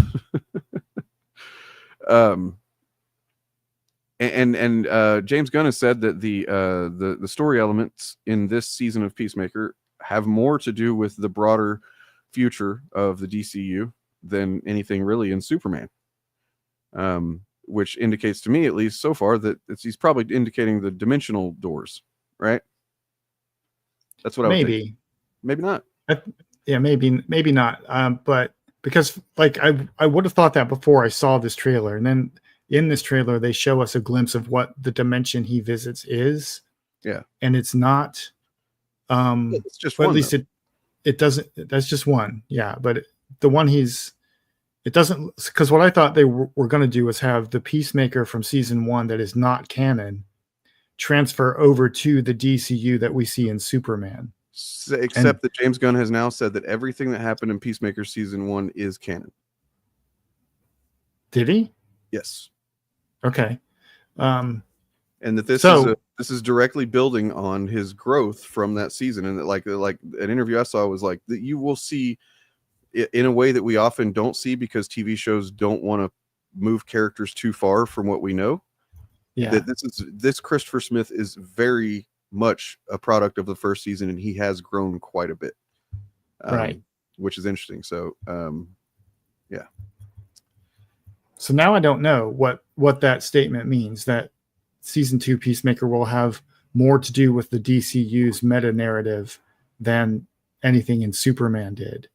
Because the multi-dimensional thing is what Marvel is doing. Yeah, that's the one part that makes me think that are they really going to do that too? But it also, if it's done a different way, if it's not just like shoved down our throats, they say that phrase, but Marvel did start to they just assumed a lot. Marvel's and I don't blame them because I'm all for multiverse shit, but I also understand to a degree why mainstream audiences might not have been ready for so much of it. At once, right? Yeah. At the same and time. Marvel's kind of had to like stumble because of the Jonathan Majors thing, and then like recalibrate what they were doing. So I don't know if we can believe this. It's Kevin Feige, you know what I mean? But like he has said recently that the stuff with Doom was decided really before the Jonathan Majors shit kind of blew up. That basically by the time Ant-Man Quantumania came out, they were already thinking Kang was not big enough. Mm-hmm. And that now that we have Fox stuff, the only villain that can possibly rival, and I'm not saying that they were already thinking of RDJ, I don't think they were, but I think they were kind of starting to think Doom it's got to be Doom. You can't go from Thanos to fucking Kang. Like, you know what I mean? Everybody was kind of feeling that was a little limp, I think. Yeah, that's fair enough, but they didn't start foreshadowing Doom early enough, in my opinion. Okay, fair enough. Well, I mean, they didn't have them early enough, I guess, but you know, it's we'll see how it goes. So spoiler question here: no Doom in Fantastic Four? Never mind. Don't answer that. Now I know. Okay. Not part of the main plot, but there are other parts of the movie. Post-credit scene. Gotcha. All right. Let's see. So what else has come out? On the other hand, Rip the Authority movie. I mean, you know, he really and this is what's great. Like the Clayface thing is such a great indicator of what the DCU is doing, in my opinion, because nobody would think that a Clayface movie would be a priority. Nobody would think that. But the script was apparently so fucking great. Everybody reads it and it's like, holy shit, this is excellent. We can do this. We can do it on a decent budget. This will be a fucking hit. It'll be a different kind of movie. And, yeah. And this is what they're doing different from Marvel. Like Disney and Marvel they announce projects ahead of time, and then for the most part, stick to that release schedule. And what what James Gunn is doing is saying, we're not going to greenlight anything until we have a completed script that we're happy with. Hey, McLeod, it's a good thing they weren't doing that stuff back when like the first Iron Man movie came out, right? That movie would have sucked if they were doing that, right? Yeah. Oh wait, yeah. they were. The reason they do that is because more often than not, it pays off for them. It's just only been lately that it hasn't been so much. Once they started spreading too thin, and Feige couldn't have his immediate control over everything and stuff like that. But yeah. Little secret, some of you may not know, almost every movie films while the final version of the script is being written. Yeah, but I mean, not to the degree that Marvel. I mean, like if you read the Marvel Studios books that I got, man, it becomes clear how much it's a miracle so many movies came out as good as they did, honestly, because they were like flying by the fucking seat of their pants for a lot of that shit. But yeah, yeah, I mean, they what they do is they start with that's the problem that I think really, as Pillar of Garbage's video on Brave New World pointed out very well, the apolitical thriller Brave New World, that it seems like there was a previs before anything else, and that's why there's this kind of pointless, Red Hulk fight at the end. It's like the plot has resolved, you know what I mean? And then it's, oh wait, well he's got to turn to Red Hulk and he's got to fight him. And it's like, but there's no stakes. There's no real, it's like, that he's not happy that he's the Red Hulk. So you can't see him as a villain or something. It's almost like you see him as more like a victim, the president in a way, you know what I mean? Yeah. He's trying to avoid it, but then he does anyway. And then it's like, yeah, it is kind of a limp fight. That's what I felt when I was watching it. Like when they got to the end of the second act, I was like, okay, the plot, what's going on? The plot is done. Oh wait, the third act felt tacked on. Yeah, they should have had him turn into the Red Hulk way sooner in the movie and like be like a more of a chaos agent in amidst the plot, right? Like that would have been way more useful, I think. Anyways, so that's true. That's true. It happens a lot, man. It happens a lot. It's just, it's to be fair, however, the Lord of the Rings movies had the book. They did have. They had source material to. They knew where they were trying to get to. Like they weren't just. And I would argue that Doomsday is the same thing. Like if you think about Infinity War, they knew that at the end this was going to happen to set up Endgame, right? A lot of stuff in between there could have gone very different ways, and it wouldn't have really mattered to, it could have gone as long as you got clever writers, especially with the main guys that are writing it, been writing. Russos? No, it's I forget their name. They wrote the Winter Soldier. They wrote Civil War. They wrote the Russo brothers, right? No, those they directed. Am I wrong? You are. Oh, okay. It is the guys that wrote it are forgetting their names. Somebody's going to remind me here in just a second. McFeely, Marcus and McFeely. That's it. Okay, right. Marcus and McFeely. I feel like maybe one of them isn't on it this time. I think I remember seeing that one of the names was missing, but nonetheless, guys, let's look at some stuff here. We got The Long Walk, an action thriller based on the hit Stephen King novel. I don't know anything about that, but Stephen King's there's been a bit of a King-assance in the last few years, and he's finally been getting his due after decades of terrible fucking adaptations for the most part. Yeah. So this looks like a bit like a coming of age military type thing, but maybe some kind of horror stuff. Well, it's about the book, if I remember correctly, is about, it's like a contest you enter, but being Stephen King, it's really grim and dark and stuff. But the basic idea is you have to keep walking. You cannot stop. If you stop, they will kill you. But if you get to the end, you win a monster big that prize. comes out of the lamp, right? No, that was a Family Guy joke that was actually pretty funny.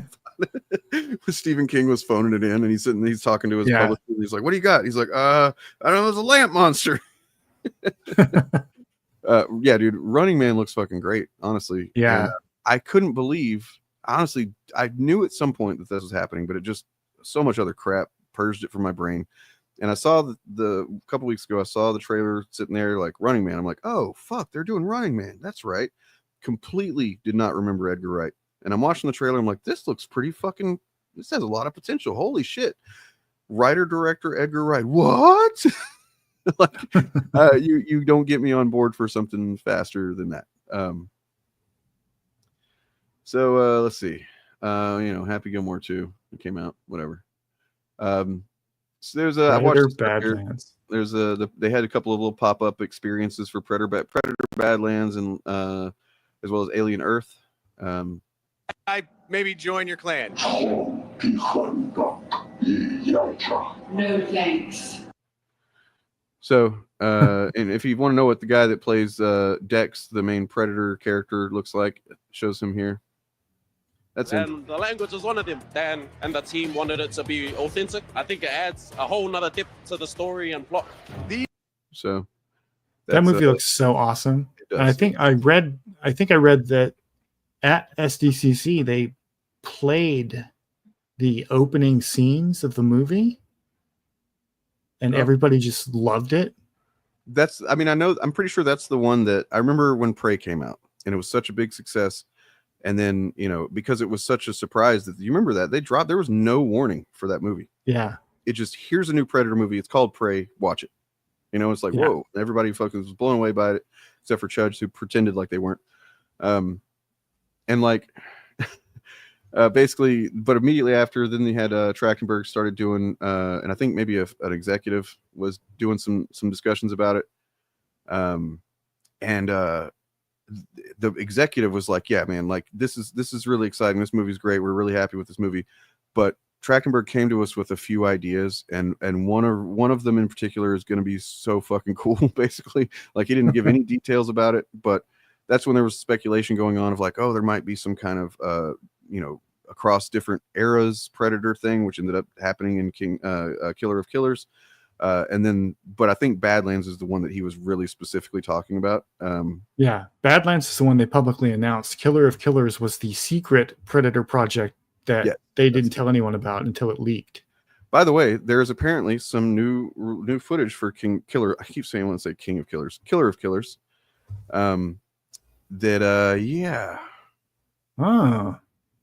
Spoiler alert! If you don't want to know this, just come back in about 20 seconds. But if you watched Killer of Killers, you saw at the end there was all of the folks that have defeated a Predator in the past, including I forget her name, from Naru from Prey. Yeah, Naru are in frozen cryogenically. Mm-hmm. So what was cut that is now, I guess, an extended thing they put back in or whatever. I don't know. Dutch and Harrigan. Yeah, that's what I expected. Yeah. Arnold gave his blessing, and I assume that Danny Glover did too, to use their likeness. And who knows if that means that they're gonna be the voices of in the future. That'd be kind of cool if they did. But either way, well, Dan Trachtenberg has said that if Predator Badlands does well, we can expect to see Naru again. So she's not in, as far as I know, she's not in Badlands, but she might be. She might be, but he did say that. So that's what Killer of Killers was setting up. Like, yeah. We looked at this a while back, but here it is again. Toxic Crusaders video game. It's a beat 'em up. I kind of want to play it. Look at that shit.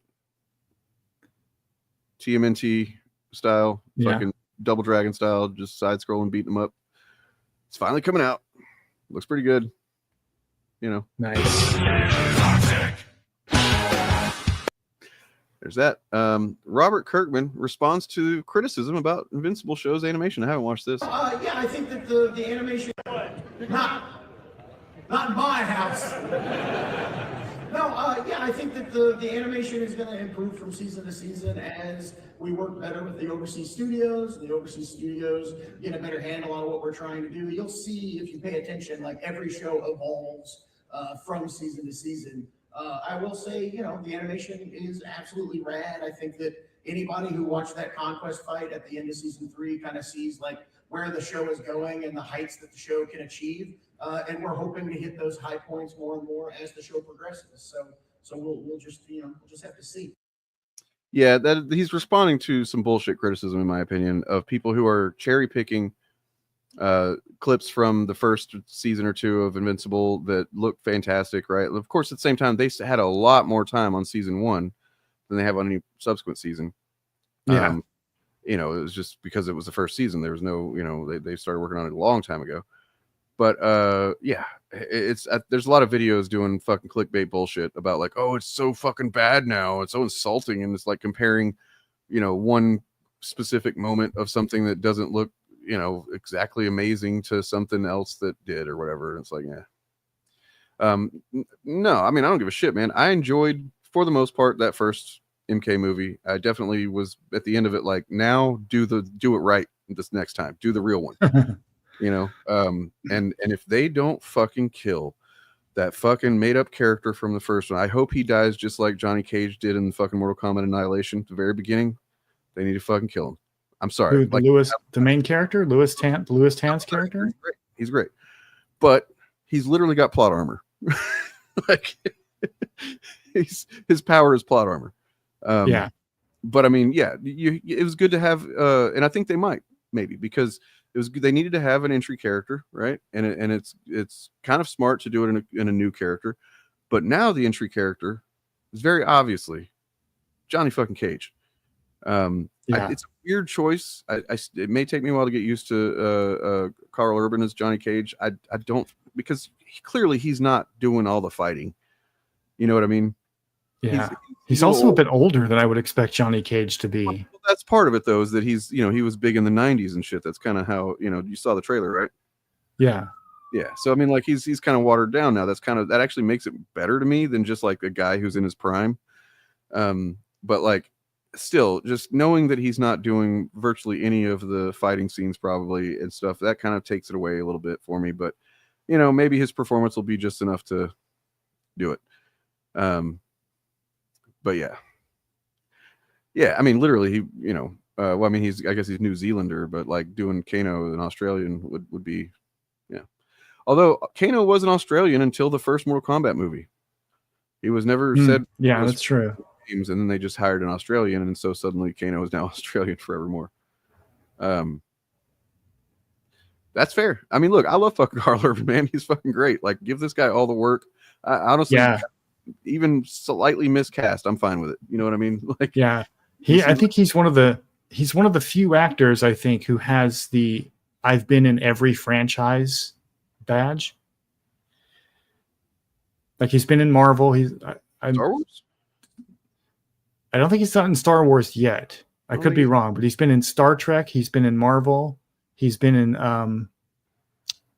Lord of the Rings. What? Who was he in Marvel?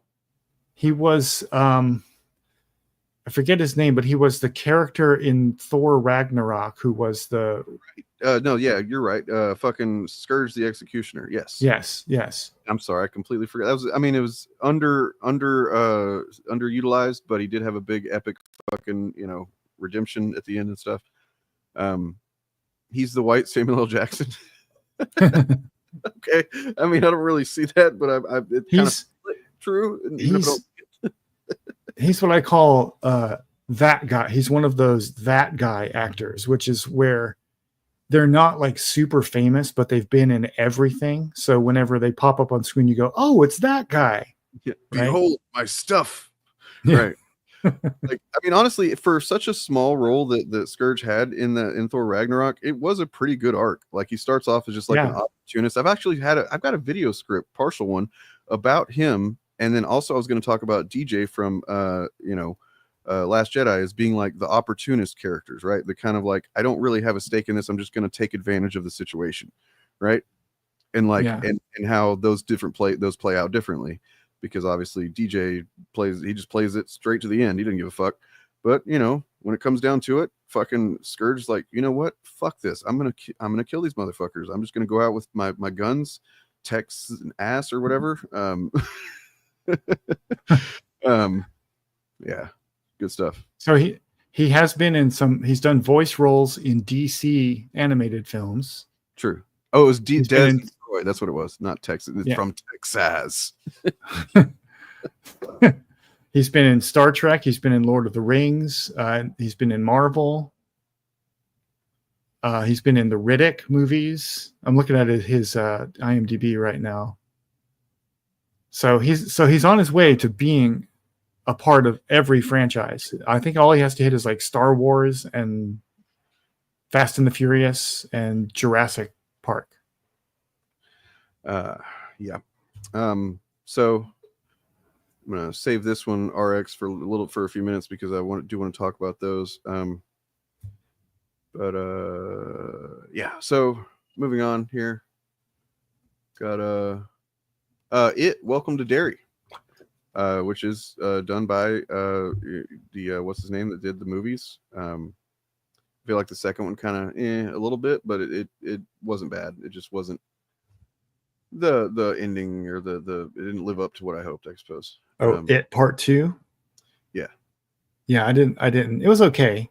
It was not as because this looks to be taking kind of a Watchmen show approach, as well as Lovecraft Country, where it's like mixing in the very real and present fucking racial dynamics of the time in this small town in this era, which would be a complete bitch cop out move to just pretend like those didn't happen. Mhm. And so that seems like it's going to utilize that to good effect.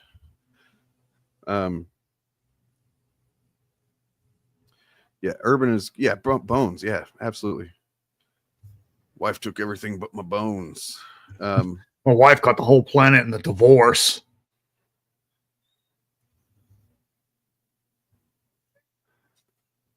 There's this I guess because the Mario movie is going to be opening. Is that what it is? I think so. That has to be what it is. I know that Bob Odenkirk, for those of you who don't know, did a John Wick knockoff movie called Nobody a couple of years ago, which was pretty good. And now the sequel to that is coming out, and it's probably releasing at the same weekend as the Mario movie. So he's saying he's going to kill Mario. I didn't even know there was another Mario movie so fast, or I hadn't heard anything about it. But Invincible versus video game looks pretty fun.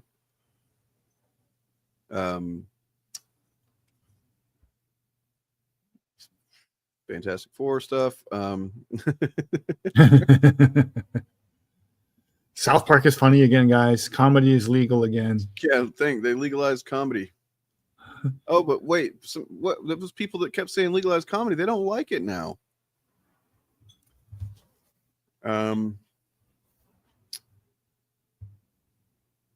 What else we got? Some new masks. Oh, so this is a video game apparently.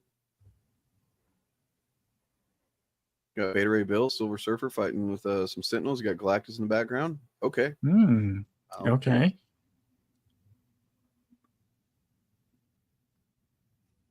Here's one of these stupid things. New children's thing as a horror movie. Bambi the Reckoning. Oh God. I might actually watch that. That could be funny. It seems it's like potentially better than fucking Winnie the Pooh or anything. At least Bambi has a real reason to be fucking angry, you know? Right.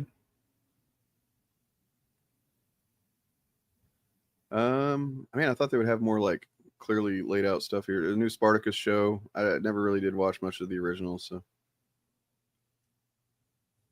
Well, the lead actor died, and they had to recast him. Right, I remember that.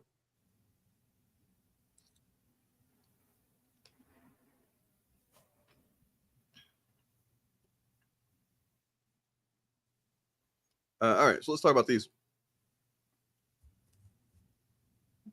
Hail Mary, Project Hail Mary looks good. Saw the trailer for Before Superman. I was pretty impressed by that. Seemed fun. Seemed interesting. Mm-hmm. Ryan Gosling, can't go wrong. Yeah, I saw the trailer for that in front of Fantastic Four yesterday. So looks pretty cool. And then Odyssey, man. Whew. Looking forward to that one. Me too. I wish that fucker would let them release the trailer online, for God's sake. It's only being viewed in theaters, and I haven't seen any of the movies it's in front of. All I've seen is still images from. At least he's standing by his convictions, man. He wants to, save the theater experience. So Fine, I get that, but the trailers are marketing. They're not the cinema experience. no, but if you want to see it, you'll go see it in the theater. The trailer. Yeah, but I don't know what movies it's in front of. That's the thing. It was in front of Superman. Anyway, it wasn't in front of Superman when I saw it. Is it Cinemark? So maybe that's where it is. Oh. Now this is one that my girlfriend and I we got in a big old fight about this. Ronald D. Moore of Star Trek: The Next Generation, Star Trek: Deep Space Nine, Battlestar Galactica, For All Mankind, and Outlander fame, is working on a show about God of War. Game I have not played, but my girlfriend has played a lot of. That's interesting. And I mean, it's definitely.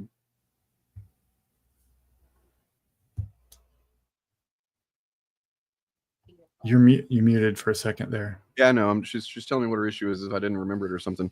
As if I didn't remember the knockdown drag out we got into about it earlier. No.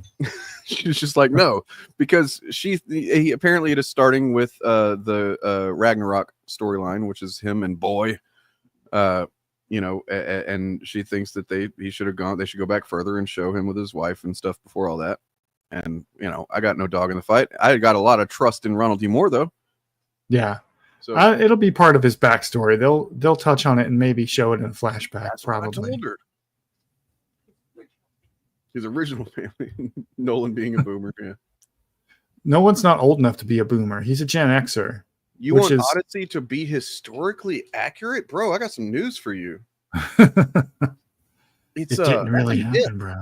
Like literally.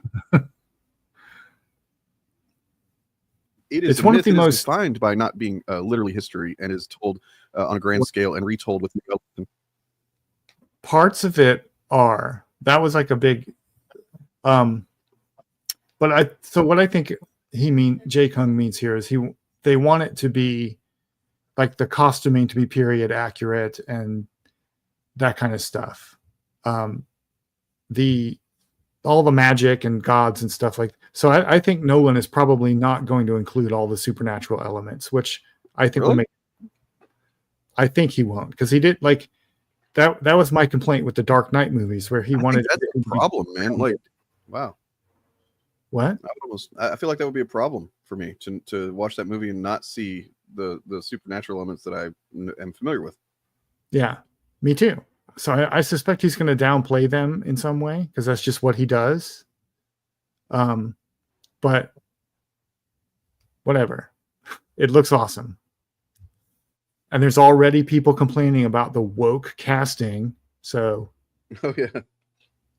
Yeah. There's only white people in Myth.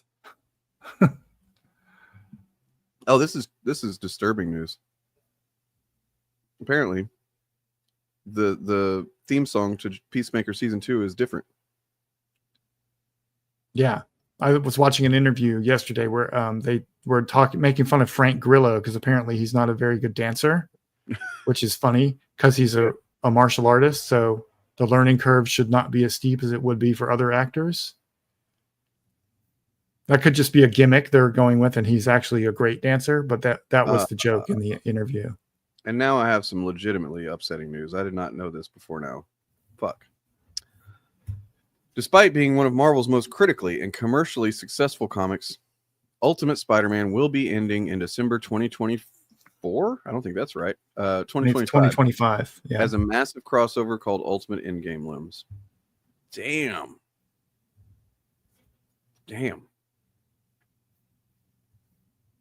That's harsh. That's rough. Damn. Okay, we can watch this. I think it's the interview with Noah Hawley about Alien Earth. Okay, it's pretty enlightening. I love this guy. What's up? It's Brian here at FX's Alien Earth, the Wreckage Experience, where fans can visit and brave a terrifying mission at this mysterious wreckage of the USCSS Maginot here at San Diego Comic-Con. For decades, the Alien franchise has terrified us with its claustrophobic tension, corporate paranoia, and iconic creature design. Now, Fargo and Legion series creator Noah Hawley is continuing that legacy with FX's Alien Earth, a bold new take that brings the beloved franchise to Earth for the first time. The new original series is set to premiere on August 12th on FX and Hulu. So we stopped by the FX's Alien Earth experience to not only visit the wreckage, but to catch up with Noah Hawley himself.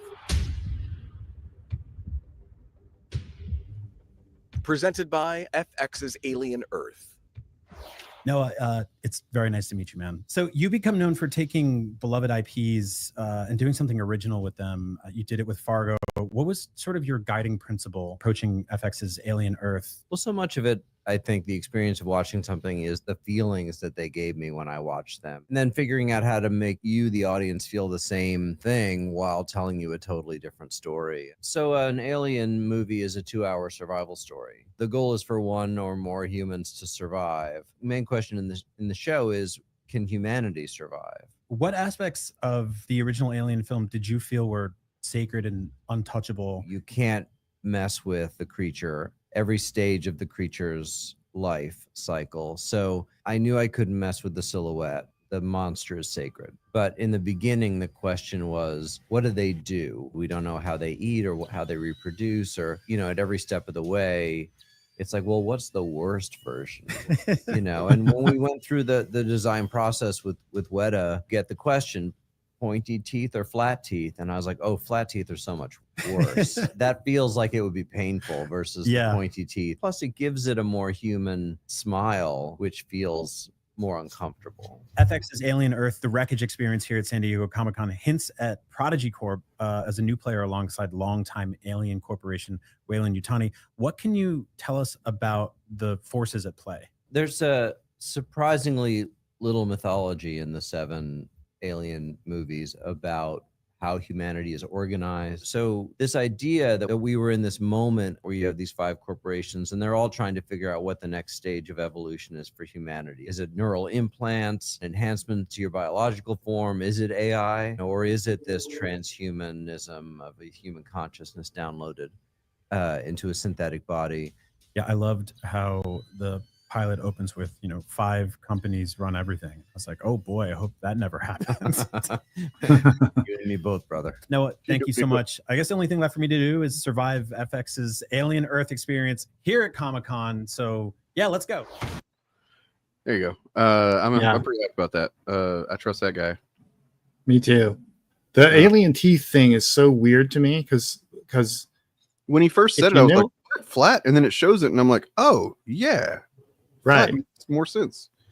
Right. So if you know anything about the evolution of teeth, the type of teeth they have would imply that they have a omnivorous and largely plant-based diet.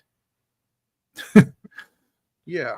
If we're going with Earth evolution. So I don't know what, obviously they didn't evolve on Earth, but aliens have never been people eaters.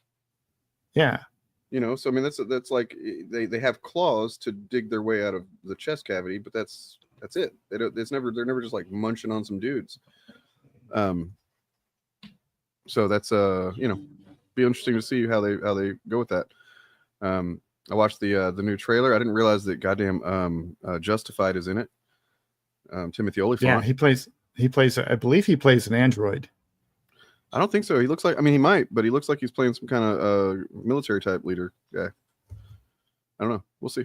Lots of mysteries abound, I'm sure. No Holly's good with this stuff, but well, the show is right around the corner, so we'll find out soon. Surely is, and don't call me Shirley.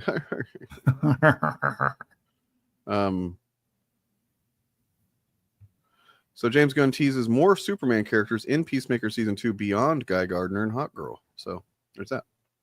And Maxwell Lord, yeah. And Rick Flag Sr. looks like he's just the antagonist of the show. Okay, so this sheds a little bit more light on the Michael Rooker of it all. The potentially problematic. Oh, yeah. He's described by James Gunn as basically Eagly's Lex Luthor. Yeah, he plays a world-renowned eagle hunter, and he's on a mission to kill Eagly. He's just like that's what I was saying that back then. I was like, there's got it. I don't feel like James Gunn would just cast this, like we're somebody we're supposed to respect, right? Like he's absolutely seems like somebody who's a big piece of shit, So yeah. See what else we got here. Oh, and then I guess the last thing that I would like to mention is Star Trek, Starfleet Academy. Pretty excellent. But beyond all that, it seems like IGN noticed it here. I didn't know if anybody else would notice it. Oh, did I accidentally kill the screen? I did. There's one moment in the trailer which I recommend you watching. Indicates we might see some type of finality of what happened with, or at least continuation of what happened to Captain Sisko at the end of Deep Space Nine. Yeah. Maybe the other thing this could mean, I think, is that the girl looking at it is his descendant. True, because I didn't realize this the first time watching it, but this takes place in the 1,000 plus year future that Discovery did in. Yeah. Which is kind of cool. I didn't know that they were going to keep going back to that timeline, but apparently so. I'm glad they are.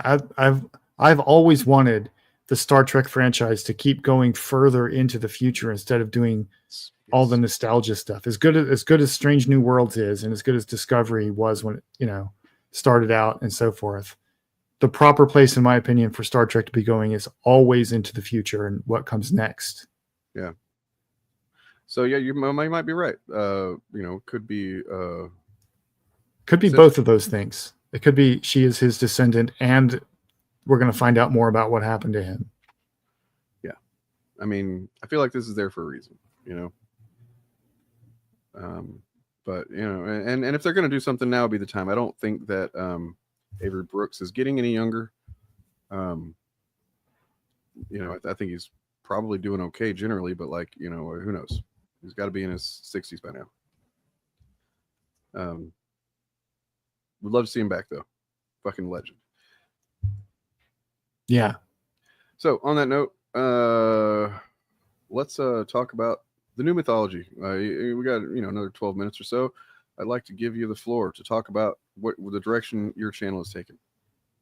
Oh, well, I'm launching a project called The New Mythology, and the basic premise of it is that it's going to explore the idea that comic books, superhero movies, TV shows, science fiction, that sort of stuff plays the role in our culture that what we now call mythology played in ancient times, and it's being exploited by some of the worst people in the world who have hijacked the language of culture and tradition and heroism and myth and meaning and virtue to radicalize disaffected young people by lying to them about what all of these ancient myths say. And so it's along those lines.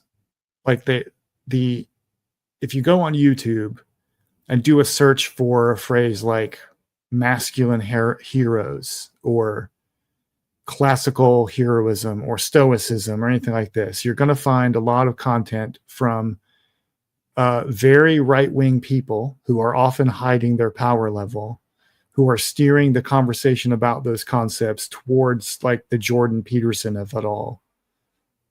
And there's nobody doing that in the opposite direction. And so if you're a person watching this content, you might be left with the impression that these ancient myths are necessarily pointing us in a right-wing direction. If you want to be a Stoic, for instance, if you want to follow the philosophy of Stoicism, you have to be a conservative because that's what Jordan Peterson does, right?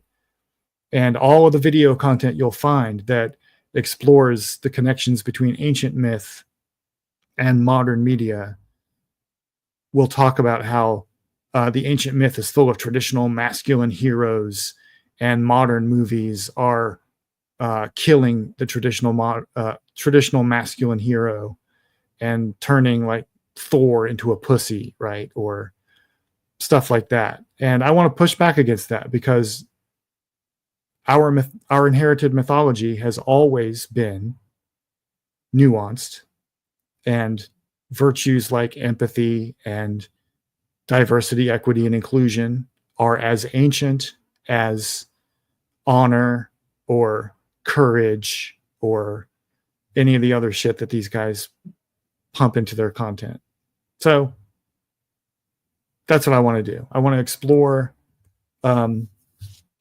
modern expressions of these heroic ideals and the connections they have to ancient mythology in a way that encourages people to be inclusive and empathetic, rather than think that that is some kind of woke conspiracy. Yeah. I mean, and I'm going to be following your lead on that and learning from how you're studying this, because yeah, it's one thing to appreciate this stuff, but I think if my content has shown nothing else over years, it's that we can't just sit idly by and enjoy it and complain about the people who are shitting on it and weaponizing it and using it. We have to actively defend this stuff. We have to define what it means to us as people, as our future generations, our children, grandchildren, centuries to come even. We have to start defining this now. Because I mean, like you're talking about the traditional, masculinity roles and stuff. Oh, it's all traditional. That's the way where's that gotten us? The world's on fire. People are fucking killing each other over the most absurd shit. We got a fucking PDF file president being fucking, put in power by PDF files. Maybe some of those traditional notions need to be not necessarily jettisoned. I don't think that. I don't think Thor needs to be a fucking weakling pussy. I think that masculinity, and what it means to be a man and a woman, and how these things interplay, and not either one of those things as well. What are they? How should we come to understand them that will benefit everyone? And I think the new mythology, as you're calling it, is a good way to start looking at that. And I just, I really hope, if nothing else, that my channel has shown a need to be not just, oh man, look what they're saying. They're saying some lies and stuff. Oh, it sucks. They're using it against gay people and black people and stuff. No, I mean, that's part of it. But like, start speaking out about what it means to you and how you see these things. Right. Make some content, comment. And they are, a lot of them are just lying about what the ancient mythology says. And usually they're lying by omission, but sometimes it's by commission. Yep. Like a good example that I'm actually hoping to make a video about once I figure out the actual hook for it. But this is just an example of what I mean. If you go and look at videos that have been made about the portrayal of Thor and Loki in the MCU, you'll find a lot of people complaining about how they're turning Loki, who was a trickster villain of Norse mythology, into this queer-coded hero, and using it to undermine Thor's traditional masculinity and all that other stuff. And what they... Sorry. Go ahead. Well, to further support that is another character that I've seen, many, many times being misunderstood and like, oh, he's a pussy because he didn't go fucking world breaker and stuff. And, there's actually a pretty cool video you might want to check out about why MCU Hulk is actually excellent because of this very thing, because of the nuance that's missed, because it isn't defined by becoming more physically powerful and violent. It's defined by learning to control one's worst impulses and to take negative experiences and turn them into something that can be positive, and using your pain as a strength in a way with enough therapy. But like, yeah, that's the kind of thing exactly that I think that video really speaks to what you're talking about here. Just redefining these things that so many dipshits take for granted, or at least pump out into as content to abuse other people with.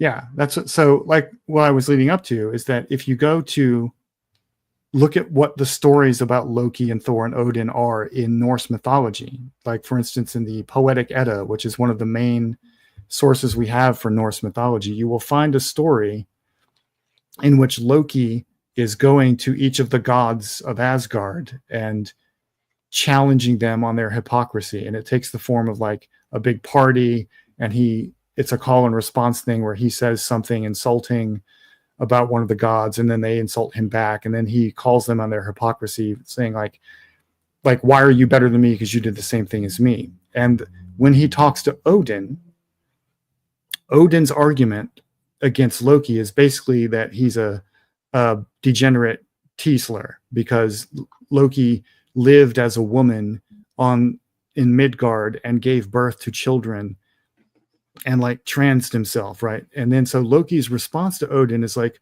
well, who are you, Odin, to say this to me? Because you also lived as a woman on Midgard to learn Sather magic, which is divination, and achieve true wisdom. Yep. Now, there's layers of nuance about gender identity in there that you will not find anyone on YouTube making content about traditional Norse gender roles. They will not mention that at all. And they'll argue that the portrayal of Loki in the MCU is some kind of subversion of traditional Norse masculinity or something. But it's not. No. But subscribe to Bob of the Old Ways if you're not already. Why the fuck aren't you? Come on, man. Come on. Yeah, go do it right now. Do it. Don't wait. Right now. You really don't even have to stick around here, but you could also just right click right in. I put it right at the top of the description, by the way. Right there. Just go there. And then and also look for, I think Shillcast is going to be covering some stuff this week. Bob Chaos is going to be back. Uh-oh. The better Bob? I don't know. That's up to you to decide. Hey, I'm not saying, look, people are saying, I'm not, people are saying it'll be settled one day. One day it'll be settled. But yeah. Thanks you guys for everybody for watching, and please make sure you're subscribed. We're trying to get to 8,000 subscribers. It'll be pretty swell to do pretty soon. If you haven't checked out my angry rant from yesterday, go watch that. It's pretty fun. I've been told it's very cathartic.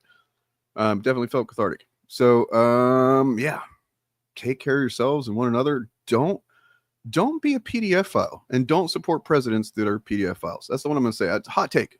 And also here's this. Okay, gang, I have a very simple request to make to everyone around the country. Everybody, every town, every city, everybody, whether you're in LA or DC or New York City or some small town in Arkansas. Here's what I have to ask. Don't protest without some sort of objective, without some sort of point, without some sort of target. So if your whole group is saying, hey, we're going to get together in this park and we're all going to see each other and we're going to talk to each other and we're going to sing songs at each other, you could tactfully say, hey, that sounds really nice, Bob, but why don't we go to the local Fox affiliate and do it there? Because if there's not one in your town, I guarantee you there's one close by. If you go to Fox Takedown, right here, foxtakedown.com, look at the map, look at the list. They're fucking everywhere. Enjoy the negative grip, guys. I'm out.